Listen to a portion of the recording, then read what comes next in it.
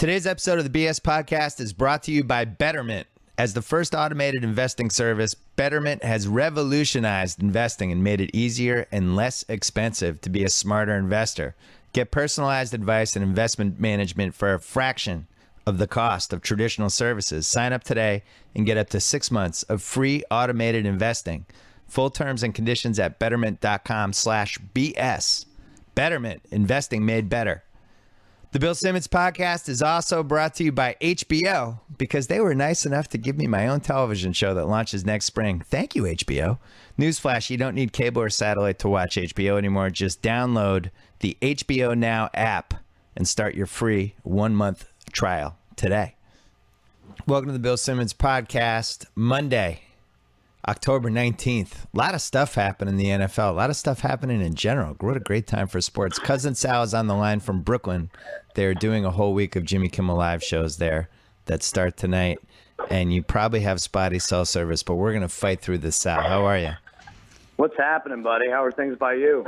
Well, you went to 2 Mets games. I thought the Cubs were going to kill the Mets in this series. This is why I don't bet baseball. The cold, but awesome, right? It was cold. It was great, because I was at the games in L.A. I don't like to brag, I really don't, but I was at the games in L.A. and we were miserable. It was like 92 degrees, and then we came here. I think it was a high of 38 last night, or a low of 38. But it was a terrific feeling, and I really do. I don't want to say I feel bad for the Cubs because this series is not over by any means, but it does seem like once you go from the second week in October to the third week in October, it really could affect teams, bats on both teams, to the point where you get zeros across the board for one time. I mean, the Cubs were unstoppable against the Cardinals, right? Yeah. And it's just completely different. Harvey and Syndergaard were great, but I really no sport you can blame the result on the weather more than baseball, I don't think.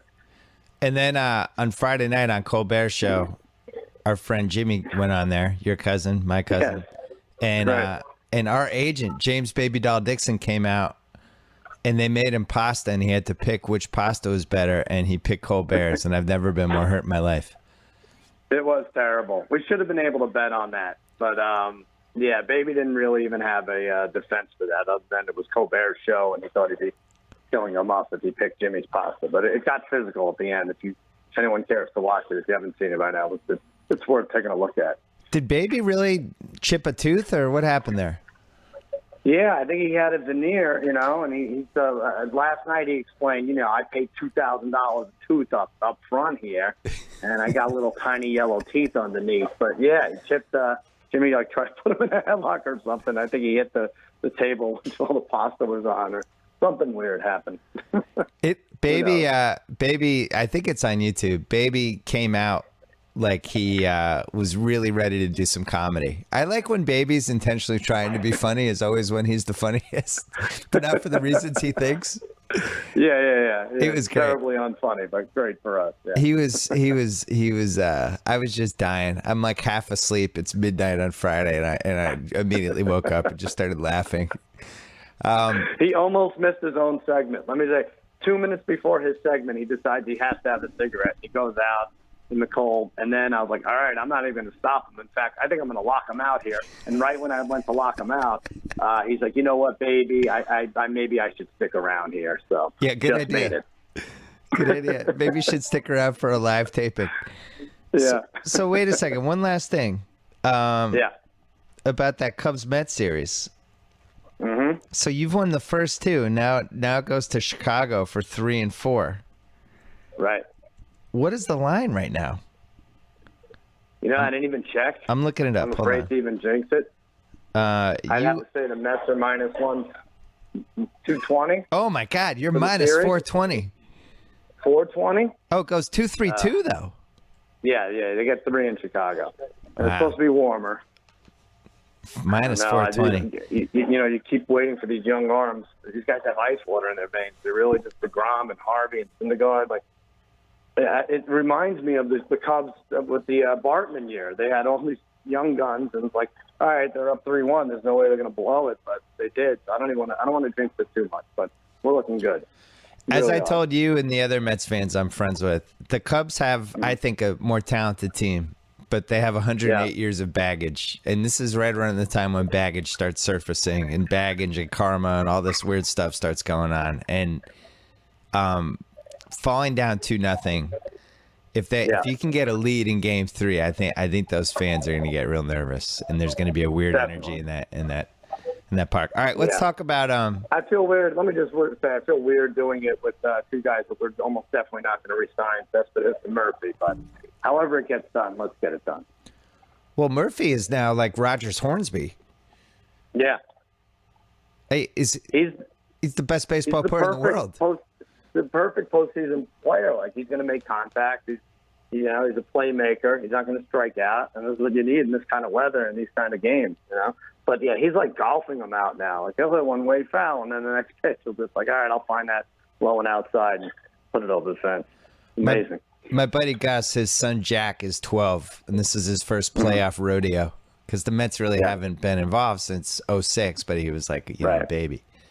And we were texting on Saturday, and I was just saying, like, look, you got to savor every minute of this. The Red Sox, when I was a kid, they made it when I was 6 in '75, and they made it when I was 16 in 1986, and then we didn't get back until 1999 when I was 30. And you just don't know, and it's so great. But I was almost jealous of him. 12-year-old, loves baseball, like one of the few kids under 15 who actually likes baseball. And just like when you're in this and just every pitch you're swaying with just every moment and every momentum shift and all that, like, what's better? Nothing's better. There's nothing better, and there's nothing worse too. Right. Because you and I talked about it. There's no elation. There's just relief at the end, and it's just. I mean, they show these people being interviewed after the game, like, yeah, screw the Cubs. I was with Arietta's mother last night. And I said, wow, I'm just not wired like that. I can't get anywhere near as excited as that. I'm just like it's a 4-hour beating. It really is. That's all. And you just feel relief after. Like when we went in '04 when we beat the Yanks, when we came back, like game 4 and 5, like we had walk-offs to win 4 and 5, and that's different because that's more of a release. But the actual process that led to the walk-offs takes like 10 years off your life. Yeah. There's nothing fun about it. Like it's like watching your 2-year-old kid walking on a roof or something, it's just torture. Yeah. So, all right, let's get to the lines, because a lot of stuff happened this weekend. I was really, it did. Especially this Thursday night game we have. The Seahawks are at San Francisco. The Seahawks have in their last 7 games, if you go back to Super Bowl 49, they've blown fourth quarter leads in, let's see, Super Bowl 49, the Rams, the Packers, the Bengals, and the Panthers. 5, right. And then they almost blew the Lions game. Johnson fumbled on the 1-inch line. So they had leads in the fourth quarter in 6 of those games, lost 5, and almost lost the Detroit game. The one game they did win was Jimmy Clausen at home. What is going on, Sal? Going back to baseball, could this be a Chuck Knobloch thing or a Steve Stott where you just can't throw to first from second anymore? Like Pete Carroll can't coach the fourth quarter since the Super Bowl? He just lost his mojo? Well, how many times did they get beat like this allegedly incredible secondary? And these allegedly incredible safeties. How many times have teams just beaten them right over the middle? Like Olsen was wide open yesterday. The Pats, over and over again, we threw over the middle on them. Johnson was wide open over the middle on that touchdown. It feels like we might have overrated the Legion of Boom here. I'm sure they were good for a while, but I don't think they're as good as we thought they were.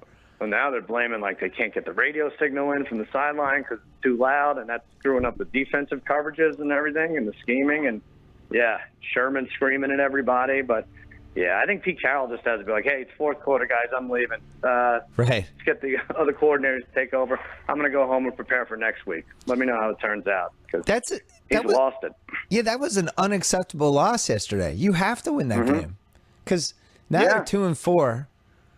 At least the Cardinals lost, so they're in striking distance of them. But just from a chance of getting a bye now in the NFC, that ship has probably sailed unless they can run the slate. It's tough. But more It's tough. importantly, like, you watch that Carolina team, and this is why you can make a case for Cam Newton to be the MVP. Mm-hmm. Who the hell is he throwing to? Greg Olsen is I not know. Rob Gronkowski. He's good. He's not great. And then the Right. receivers are just a bunch of no names, and this guy's like coming back from double figures or Funches, 9 points. Cotchery. I picked up Ginn because he had like 7 targets, and then I don't even know if he played yesterday. He didn't get anything. Barely got anything. But yeah, Greg Olsen seems to be unstoppable. A lot of these tight ends in these leagues. So like Barnage and Eifert, and obviously you have the best, Gronkowski. Right. Jimmy Graham's not even in the conversation for that.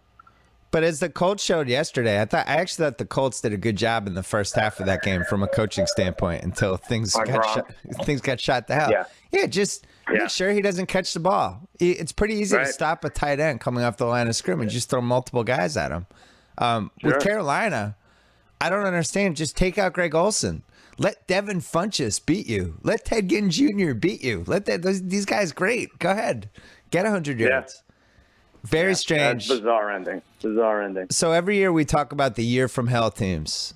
Like last year, San Francisco had the year from hell. You could just feel it the whole year. And I even think I might have picked it. This year, clearly Baltimore is having the year from hell. They're 1-5. Man. They're not bouncing back.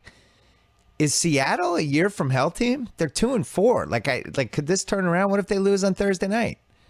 Well, there's more than just Baltimore. I know you're making a point, but Baltimore, Kansas City. I mean, those 2-10, those two teams, and there was another terrible one. New Orleans. That wasn't.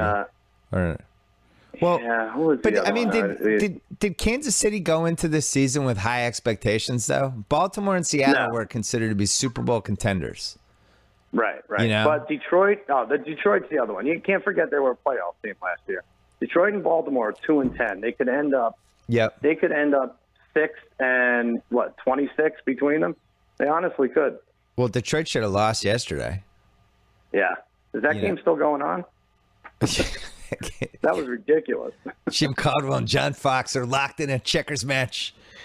So I have Seattle giving 3.5 points in San Francisco, and if they don't take care of business in this game, I think all hell's going to break loose. Well, all right. I had it 4. I'm going to get this. It's 5.5 actually.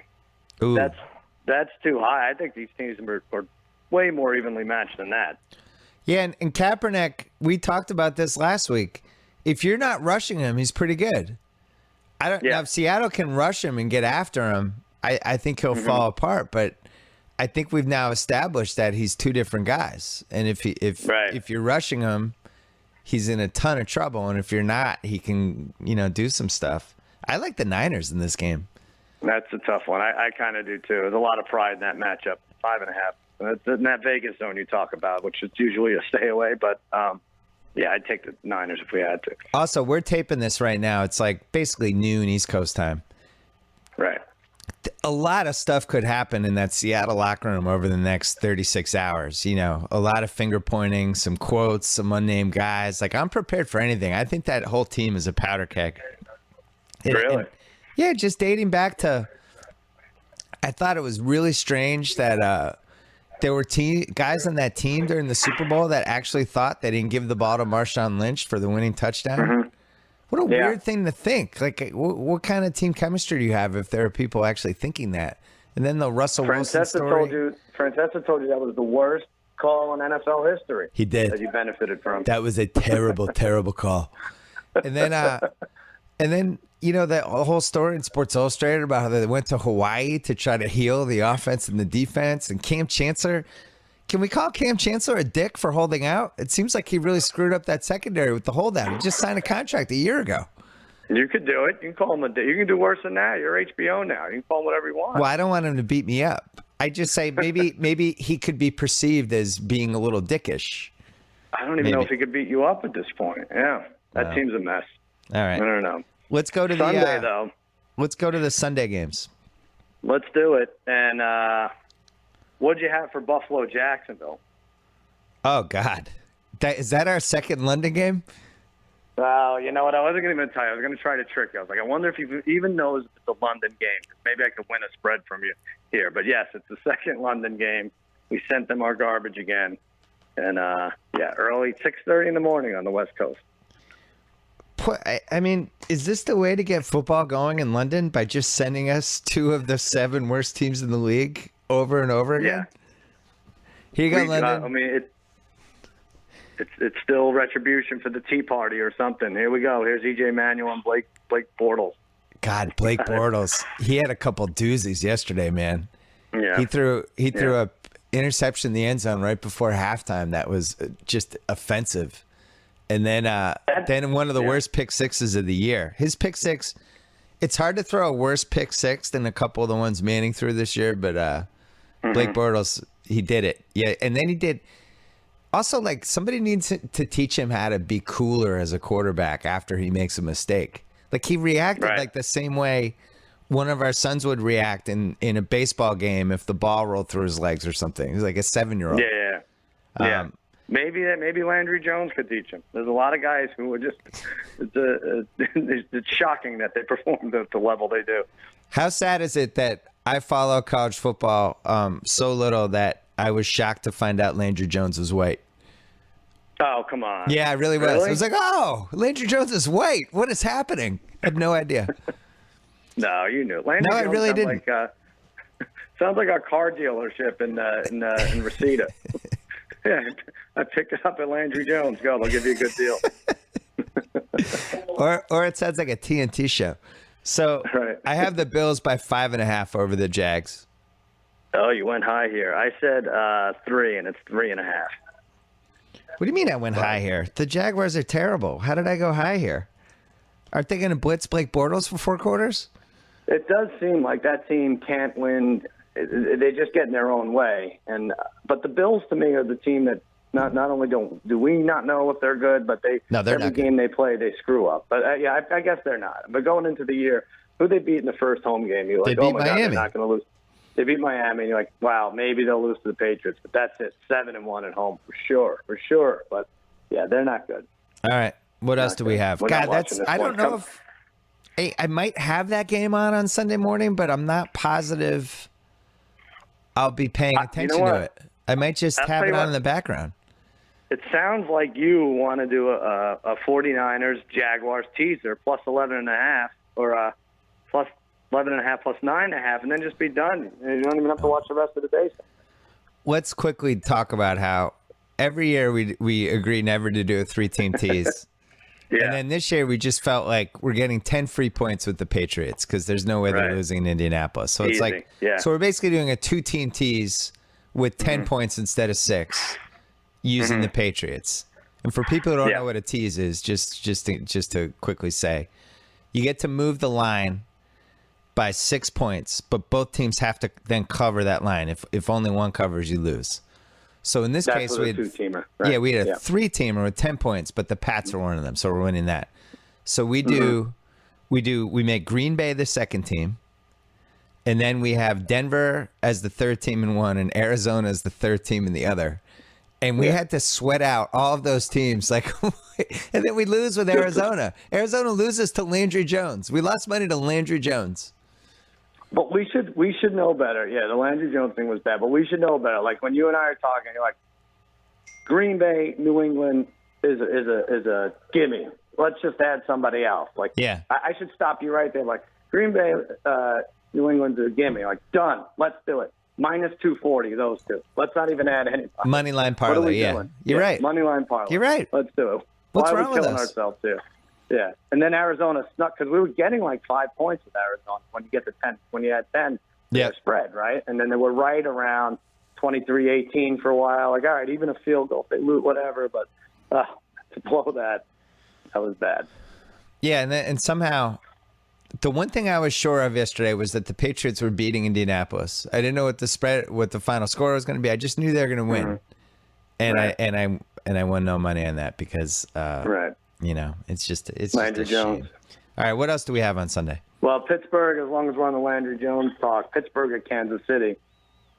You know, Gruden. And I read that Roethlisberger is unlikely to play Week 7. I didn't know that. I figured he would play. Well, the Steelers, they did a nice job of lingering here, because there's going to be a couple wild card spots open in the AFC, and if you look at it, it's really just Miami, the Jets, and the Steelers would be the three teams you would say have a chance, right? There's no other AFC team. And the Dolphins could get hot. We talked about this last week. You know, they look good. They might have just needed a new coach, and they can't be ruled out yet. I don't think the Bills. I don't think the Texans. Who are we missing here? No, we're not missing anybody. I went through it. It's Bills. I'm sorry. It's Jets, Steelers, Dolphins. Oh, you're right. That's terrible. And then that's it. You're right. Like even the Chargers are pathetic. Wow. Yeah, that's across all of them off. Well, I mean, we didn't say like with this slate, and you're about to see the rest of these early games. It makes for the most miserable early slate in a while. I think because 3 of the undefeated, Cincinnati, Denver, and Green Bay, are off, and Chicago as well. But Pittsburgh and Kansas City. Oh, all right. Yeah, actually, hold on. It's time for the biggest mailbag question ever, presented by our old friend Stamps.com. Going to the post office is a miserable experience from start to finish. For God's sakes, have some self-respect. Just use Stamps.com. At Stamps.com, you can buy and print official U.S. postage for any letter or package using your own computer and printer. Even better if you sign up for Stamps.com and use the promo code BS. You get a 4-week trial plus a $110 bonus offer that includes postage and a digital scale. Go to Stamps.com, click on the microphone at the top of the homepage, and type in BS at Stamps.com. Enter BS. Here's the big question. Sal, who can we cross off? Who can we just cross off for the season? I have 5 teams I'm crossing off, and you could talk me into 3 more. I think I had 5 also. Go ahead. All right. Detroit, Baltimore, Jacksonville, Tennessee, and Kansas City. I think I'm crossing all of them off. Yeah, and maybe there was another one. No, that's it. There are 3 other possibles. 5. You could talk me into the Saints. Mm-hmm. You could talk me into the Bears. And for some reason, you can't totally talk me into the Browns yet, just because 9 and 7 might get the AFC wild card. They're the best. They're the best bad team, right? They're my favorite bad team right now. Browns. Yeah. They play competitively. They have fantasy guys who are put up numbers. It's not bad for them. How about the Ravens being a cross-off? Yeah, Doug, I know. Dog, that is Ravens, Chiefs, Lions. Yeah, the Ravens aren't gonna. They're not gonna go. Ravens, Chiefs, Lions, 3-15. Crazy. All right, let's get the rest of the Sunday. Okay, so Pittsburgh or Kansas City. Oh, okay. I have the Chiefs by 3 just because of Landry Jones. Chiefs by 3. Wow. Well, you should jump on the Chiefs then, because I said +3, and the Chiefs are getting 3.5 points. Wow. You have 6.5 points there. Wait a second. So you're telling me Landry Jones is favored in Arrowhead Stadium? 4-2 at 1-5. Steelers find a way to keep these close at least. Landry Jones is favored in Arrowhead Stadium. Okay. Yeah. All right. I guess so. This feels like a wonky week. I'm getting ready for it. What else do we got? You already have a nice underdog teaser thing going. 3 teams already you like. All right, Houston and Miami. FYI, we are due for the underdog week. It has not happened yet. Yeah, that's true. Pittsburgh. No, I'm Houston sorry. And Miami. I had trouble with this. I threw this in the Vegas zone. I had Miami by 5. You're going to get it. I said 3. It is 4.5. Okay. And I'll tell you what, that's team number 6, whoever loses this game, I would say, right? For the cross-offs. Yeah, but there's some signs here that Miami might come on because they did what they should have done the whole season. They ran the ball. Cameron Wake finally came back and started doing Cameron Wake things. Yeah. They just looked a little more engaged. I know that was like the perfect game for them in a lot of ways for who they played. But. Yeah, I will say they're sending this Campbell, this coach. It's nice that he invigorated the team defense and everything, but they're sending him to Canton, Ohio a little too soon. If you and I had 2 weeks to prepare for the Titans offense, I think we'd stay within a touchdown. And Ken Wisenhunt might be the worst coach in the league. Yeah. I don't know who's worse than him now that Joe Philbin's gone. I'd have to really look at it closely, and we'd also have to decide whether Andy Reid has now deteriorated to the point that he's in that conversation. But I have something to say about both of them. The Ken Wisenhunt thing, to think that people are purposely trying to take Marcus Mariota out of the game in a dirty way No, you want him in that game. That's not going to benefit your team to get him kicked out. Right, and also the guy fell. It was like he hadn't seen the clip like that. It definitely wasn't intentional. All right, let's keep going. Right, Cleveland at St. Louis. You love this game. This is a good game. This is the second best game of the day. Yeah. This will be on my TV, on one of my TVs. Oh wait, did we even say? I'm sorry. Did we even say Atlanta, Tennessee? Did I get that one? No. All right, let's do Cleveland, St. Louis. Sorry about that. I have the Rams by 6. Ooh, I get this one. I said 5.5, and it's 5. Vegas zone. I put it. It's in the Vegas zone. Let me just say this. I don't have a lot of confidence in Josh McCown in St. Louis. And I think Josh McCown got a lot of chits that maybe he didn't deserve from the fact that he lit up the Ravens, who have a terrible team. Right. You know, this Rams defense, look, let's not forget Josh McCown is 35 years old and has played on 10 teams in the last 12 years. And now he's going against a top 5 defense in the city that defense plays. I would be careful with this one. No, you're right. But I think, though, let's remember why we like the Rams in the first place. Because they beat Arizona, right? It wasn't Seattle. No, they beat Arizona, and then they played tough with Green Bay. Yeah, no, they're good. The Rams might be good, yeah. Right. Yeah. Let's go Atlanta at Tennessee. I hated this game. I had the Falcons by 4. I don't feel good about it at all. I said 4 as well, and it's 4.5. Wow, I don't like it at all. This is a Vegas zone week. This is bordering on a let's be careful out there week. I don't like any of these matchups and all these home dogs. This is the one you're talking about. Yeah. Yeah, everyone's down on. Well, Atlanta was bad this week too, so it's not like they've still continued winning and they're gonna get slapped in the face here. That's a stay away. That Atlanta coaching staff with 10 days to prepare against Ken Whisenhunt makes me nervous. If I'm betting on Tennessee. You're right. Tampa Bay at Washington. So, House and I both gave Washington as a pick on Friday, and then I read on Saturday that like Washington's whole team was out, and I actually backed off and did the rarely seen Sunday switch to the Jets. Yeah, Washington was missing like 3 offensive linemen, both starting corners, and I mean maybe we should have known that on Friday, but. Do you want to back off the Blue Jackets pick too that you gave everybody? No. As a courtesy for listening to us. Aren't they 0-6? That's technically true. Yeah. It's a long season, Sal. It's an 82-game season the last time I checked. You had thousands of people check to see if they're even a team, and they are, and then they bet them, and then now they're not going to win a game this year. Oh, I have to say, I have to do a really quick hockey tangent. I took my daughter to Friday's Kings game. They played Minnesota. And at the last second, my son decided he wanted to go. So we had to go online and buy a ticket from SeatGeek, which was fantastic. Took him. He sat on my lap. Really boring game for the most part. Mid-October. It's the guys, whatever. And then it's a tie at the end of regulation. It goes to overtime. And they play 3-on-3. And it was like the most exciting 4 minutes of my life. It was unbelievable how exciting it was. It was like nothing I've ever seen. It was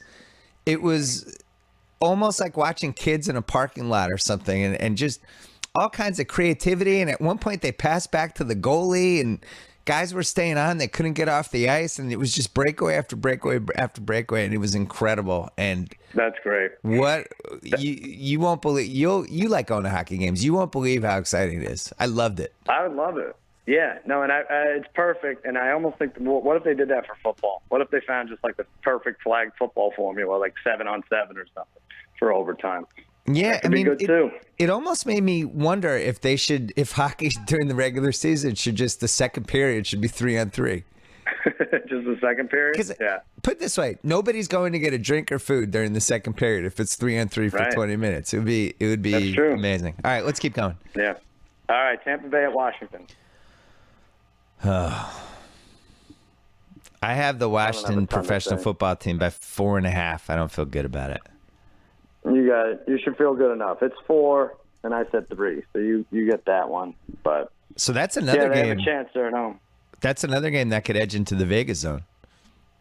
That's true. It could get up there. Wow, there's a lot, right? There's like 5 out of the first 7. Wonky week. Yeah, Stay away. Let's just never take them on the road though, because they'll put up a fight and then they just crumble like no one's business. Yeah. Minnesota at Detroit. Is Teddy Bridgewater good? Are we sure he's good? No, I don't know. It's funny. I was watching with some friends yesterday, and they're like, "I'm not on Bridgewater." I don't know. Are we sure he's ever going to be good? Yeah. Make some weird plays. I don't know about his receivers though either. True. I'm not sure that that Cordell Patterson never panned out, and yeah, he's like the opposite of James Jones. Cordell Patterson's bizarro James Jones. James Jones has no athletic ability whatsoever, and somehow can catch passes with 17 guys draped all over him. Right. And Cordell Patterson is has an Adonis body and 4.2 speed and can't get open and can't catch anything. Nothing. Yeah. Lions, I can't believe I'm doing this. I have the Lions giving 1.5 points to Minnesota. Wow. I said Vikings by 3, and it's 2.5. Vikings by 2.5. Wow. I think you have to look at I know what you're thinking here, but you have to look at the records at this point, from this point forward. They're not going to make a 1-5 a favorite, even if they're home against a rival or in division. Yeah, but the Lions, 3-2. The Lions figured out something at the end of that Bears game. Their entire offense should just be Matthew Stafford throwing the ball 60 yards downfield to Calvin Johnson. That should be their whole offense. Just do it every series. It's true.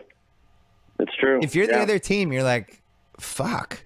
They're going to do this 15 times. He's going to catch 4 of them. We'll have 3 pass interferences. Yep. And your boy Pernell McPhee had that late hit on Stafford, which I don't really think was a late hit. Bad. Saved Caldwell's job, I think. I think he's fired before we do this podcast. That's not called. But I don't know this game. The Vikings can play 100 more games, and I won't be able to tell if they're good or not. Yeah, me neither. New Orleans at Indianapolis. Speaking of teams we don't know are good, Colts. I have the Colts by 6.5. All right, get this one. I said 6, and it's 5.5 right now. Another Vegas home game. So what'd you think of a nickname for that the atrocious fake punt play? Barnwell said Snapfu, which I kind of liked. That's good. I like the Snap Mary because it was basically the snap version of a Hail Mary. It was certainly the worst play of the last 25 years. And I like that. My favorite part was that Pagano got upset that they snapped the ball. It's like, why are you in a formation with 9 guys on the right side of the field for no reason at all? You're down 6. What are you doing? Am I the only one in the world who thinks that was a smart play? What, the snap? That was terrible. No, it was terrible. No, well, listen, you line up the center, who's normally a wide receiver, and you tell him, hey, just take the first 3 guys that come after you. And then it should work. He had 3 guys. It was so bad. It was great. So I'm so mad that the Patriots.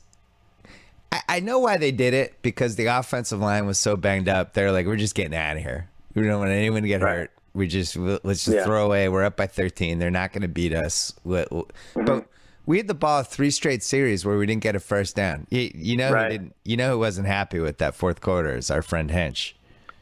He wasn't. He should have bet the Colts. They weren't covering. They weren't going to cover. Hench said, I consider that a loss if they didn't win by 50. The game that's supposed to win by 70. Hench sent 2 classic Hench emails. One was, what did he say? You know, Hench, for the people listening, our friend Hench is just never satisfied ever, even though we've won 9 titles in the last 13 years. First of all, Hench complained that Malcolm Butler can't actually get an interception, but it touches 6 balls a game, and was like, was this our penalty for the Super Bowl 49 game-winning pick that he will never hold on to another interception again? So that was great. Hench became the first person ever to complain about the Malcolm Butler interception that won the Super Bowl. And then second, he blamed the 3 straight 3-and-outs that we had for Matthew Slater getting injured, which actually really hurt us because, that guy's the best special teams gunner in the league. And it was just bizarre. Like, we had a 2nd and 4. We got to delay a game, and coming out of the delay game, we got a timeout. It did seem like the league got in their ear and said, we don't want a 20-point win here. It's not good for anybody. Just win by 7, and that'll be that. I'm fine with it.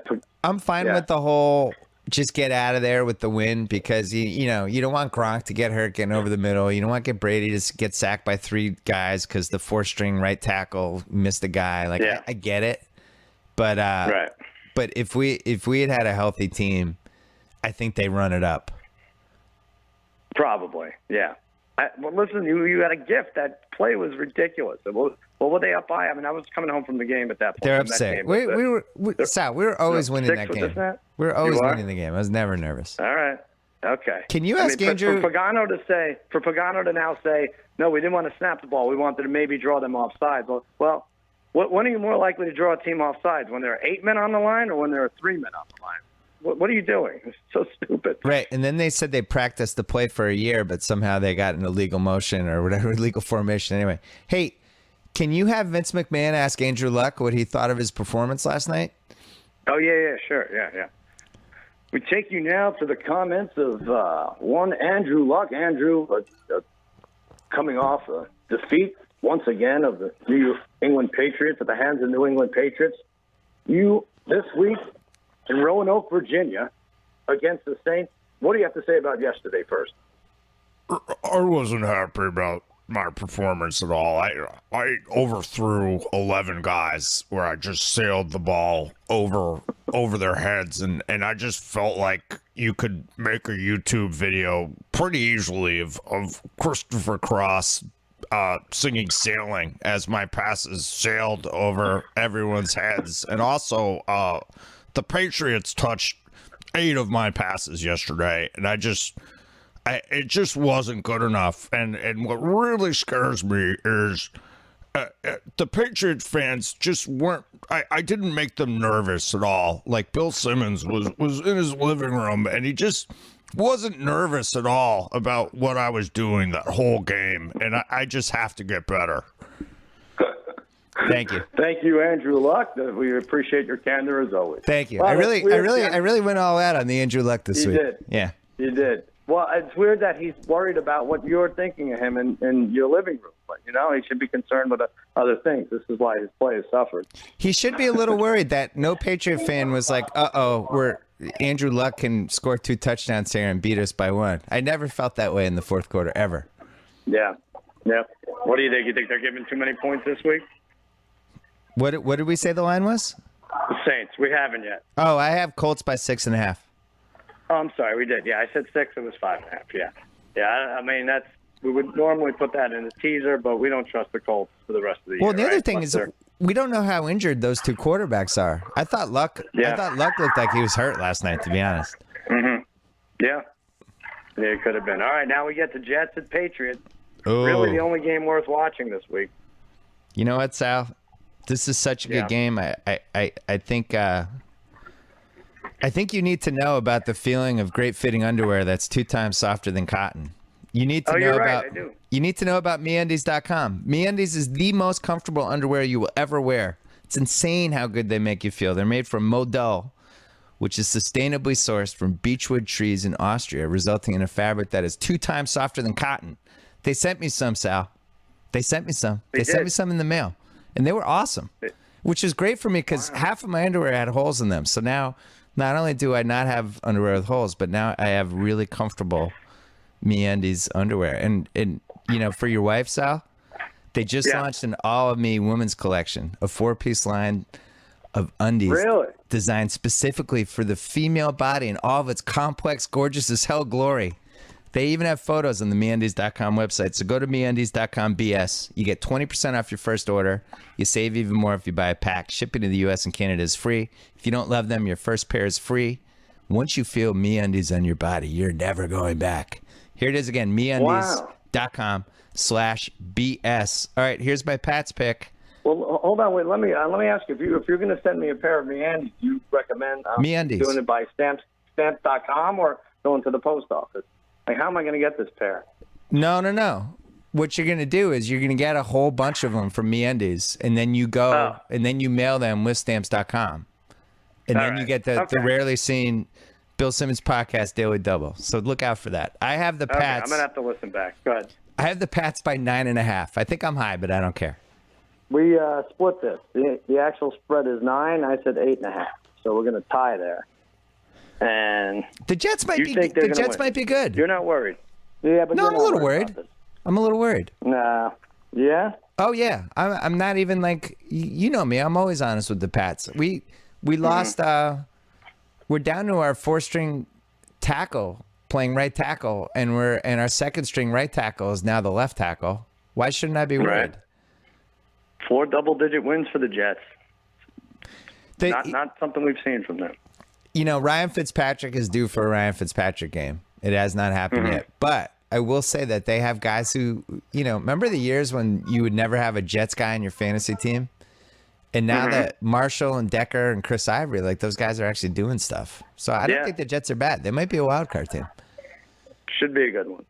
All right, now there's 2 late afternoon. As far as I can tell, there's only 2 late afternoon games. It's weird. Oakland at San Diego. Do you think it's because Hell in the Cell is this weekend? Is it really? Oh, wow. Well, that would screw up the night game, but it might be Hell in the Cell. Aren't all the Hell in the Cell fans from Oakland traveling to San Diego? Very possible. No, Hell in the Cell's in L.A. this weekend. Oh, that's right. It's Sunday, right? Yeah. I get back Saturday. Yeah. Yeah. So I have the Chargers giving 6 points to the Raiders, and I like the Raiders. You're going to get that. I said 6.5. I was too high. It's 4.5. Yeah, because the reality is the Chargers are actually it's probably better for them to play on the road at this point. They certainly looked friskier in Green Bay than they did on Monday night. And we said that. I don't know what their home record. It seems like they'd probably end up 5-3 or 6-2 at home in a 10-win year. But yeah, I like them better on the road all the time. I mean, and you have to worry. I know we're not going to talk about them much because they're not playing. But the Packers 503 yards to Rivers. I know. That's no good. I know everyone's putting them in the Super Bowl, but that's a weird fix there. No, I really think this is starting to feel like what was it, 2008 when Arizona ended up playing Pittsburgh in the Super Bowl? Remember that year? It was the year Brady got hurt, and it's just there wasn't a great team, and it was just kind of a weird season. It feels like we're headed that way with this season. Like all these favorite, Arizona knocked off Carolina that year, right? That was the big upset. But it's like we have 4 undefeated teams right now. I don't feel good about any of them. I feel the best about the Pats, but the Pats defense has not looked great. I think it's 5 undefeated, right? Cincy, Denver, Green Bay, Carolina, and New England. Yeah. Oh, we should talk about Denver really quick because they have a bye week. The bye week teams this week are Chicago, Cincy, Denver, and Green Bay. Mm-hmm. Manning is now zombie Manning. Yeah. He is. That's true. That's good. Yeah, he looks like Peyton Manning. It feels like you're watching Peyton Manning, but he's not Peyton Manning anymore. And the announcers are just terrified to bring it up. But he's had some of the worst throws. You know, he's a below average quarterback now who just uses his brain, but he's got nothing left. I mean, he really doesn't. I think it's all an experiment. I really do. I think he ups the level every week to how bad he could play. Like, all right, what if I do 3 interceptions this week? Could our defense hold us? Like, I think he makes a deal with the defense. Or like, what if DeMarcus Ware was out? Right. The backup get 2 sacks. But Mike Sando had some interesting stats on ESPN this week. He said Denver's only scored on 12% TDs on 12% of their drives, which is like bottom 15% of the last decade. Manning's thrown 7 TDs and 10 picks this year, which you can look up. But the last 16 games, 25 TDs, 22 picks. His last 16 games, 81.6 QB rating, 51.9 QBR rating. That's his last 16. Wow. So that's below average.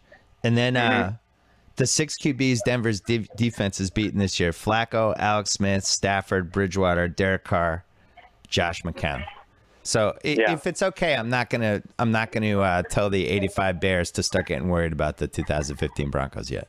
Yeah, you probably don't have to, but yeah, it does seem weird that every time you look up, he's like, if you walk into a bar and it's 10-0 Broncos, and if you have a fantasy nerd say, hey, who scored for the Broncos? Like, it's their defense, of course. Who would you think scored for them? Right. That's it. They don't start thinking of offensive touchdowns until middle of the third quarter. And they should have lost that game. I don't know if you saw the overtime, but Manning throws a terrible, atrocious pick. Cleveland has the ball in Cleveland has the ball in the 40. They just got to go 5 yards, and they go backwards. The defense. I know. That was awful. All right. Speaking of going backwards, my Dallas Cowboys, who were on a bar, Matt Castle taking over at the New York Giants. Oh no, no, not played yet. Matt Castle. Yeah. Have to go somewhere. Can Roger Staubach come back or no? Danny White? Anyone? Aikman? Man. God. I would take Aikman right now. I would take Aikman. The good news is it seems like you guys always play well in Giant Stadium, right? You're always a little frisky there. Well, if you're me, do you root for the Giants tonight? I mean, record-wise, I probably want the Eagles so that everyone keeps knocking each other off. But I feel like, we could sneak up on the Giants if they win this week. I don't know. I'm always thinking dumb things. You want the Eagles tonight because I think the Giants are a better team. Yeah. Right. I had the Giants by 6.5. I don't feel good about it.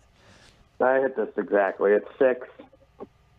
You don't like anything on a teaser so far. You like only underdogs. Doesn't fit our typical mold. Listen, I'm totally willing to have Eli in a 2-team tease that he decides to turn into Bizarro Eli and just completely ruin it. Yeah, so don't think I won't bet on them in this game. We'll figure that out. Maybe the Rams. Maybe we'll look for the Rams. I do like the Rams. The night game, Philly at Carolina, Sunday night.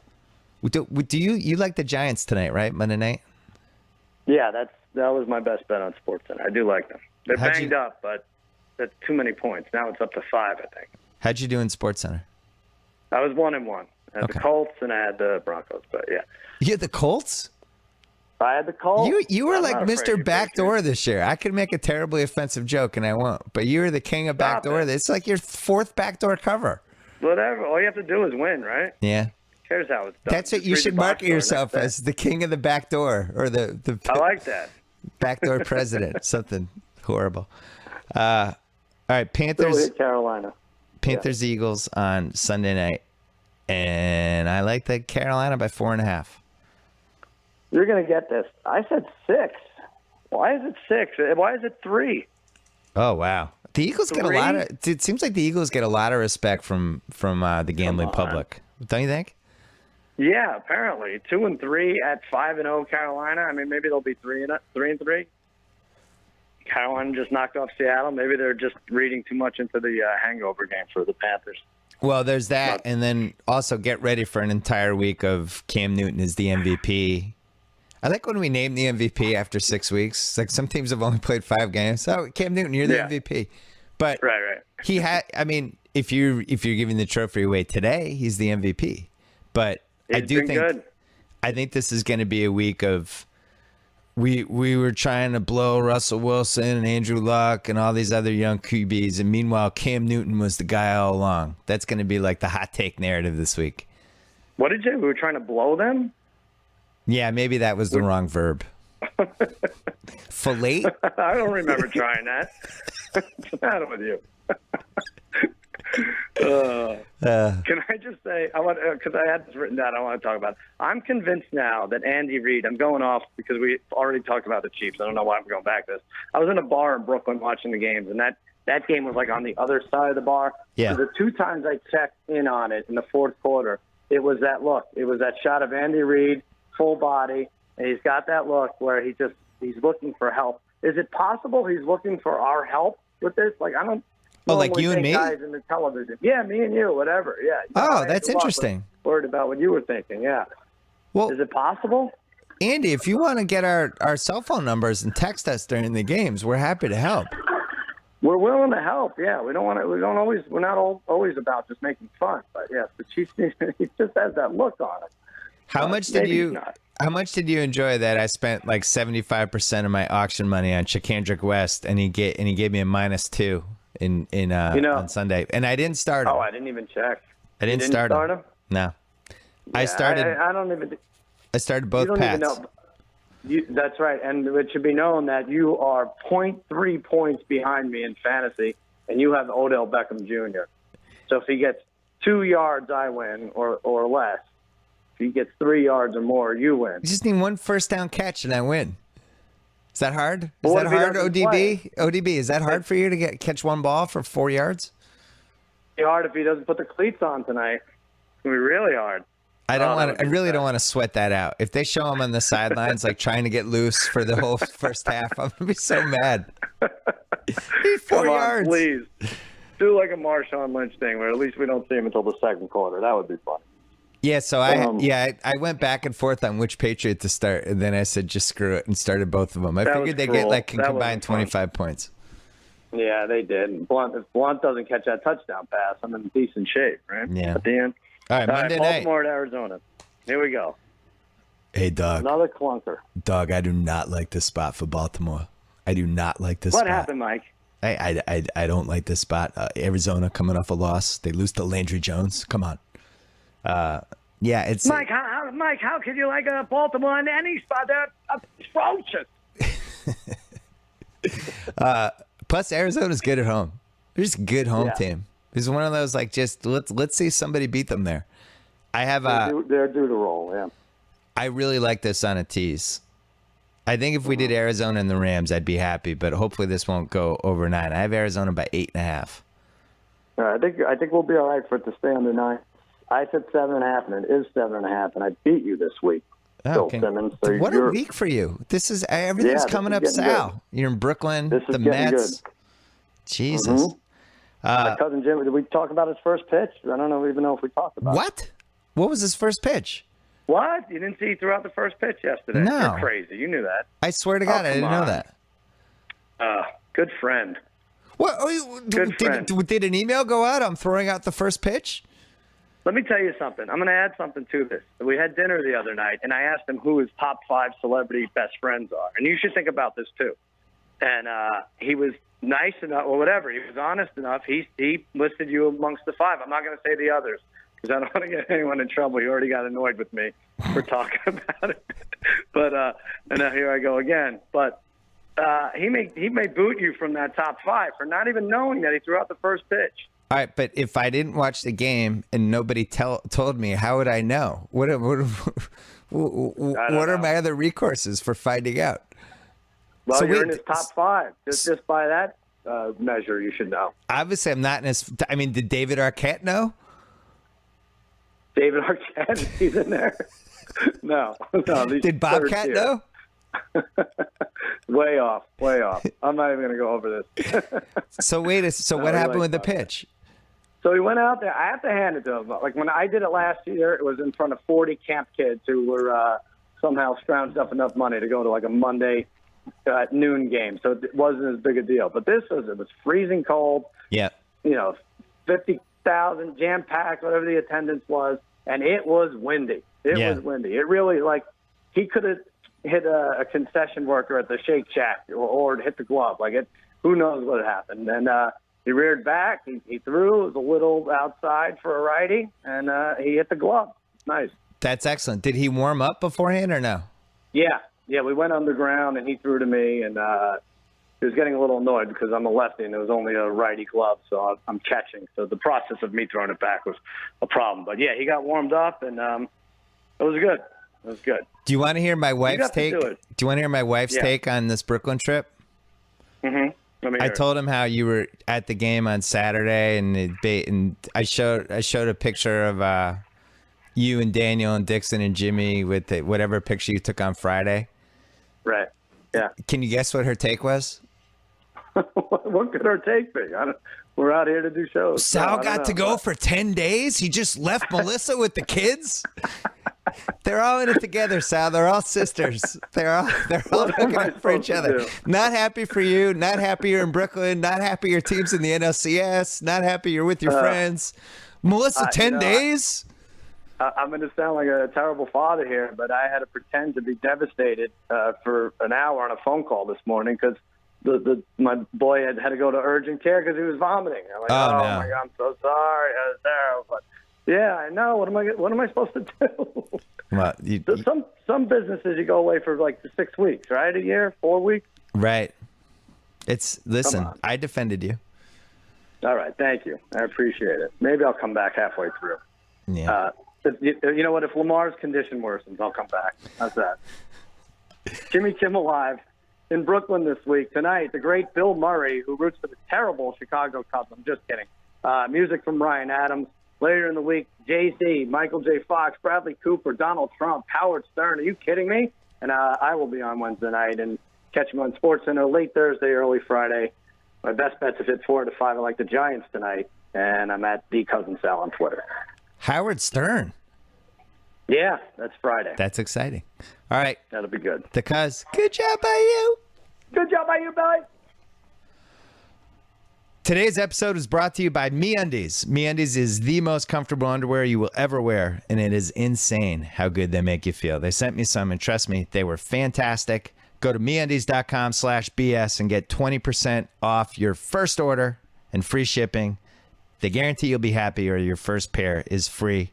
Thanks as well to Stamps.com for a 4-week trial plus a $110 bonus offer, including postage and a digital scale. Go to Stamps.com, click on that microphone at the top of the homepage, and type in BS. That's Stamps.com. Enter BS, and we will be back on Wednesday with Judd Apatow. Finally, on a podcast. I've never had him over the last 7 years. So we are doing that on Wednesday, and then Joe House on Friday. We're going to go fast with the NFL picks and do NBA over-unders, the annual podcast. Brace yourselves, America. Back later in the week.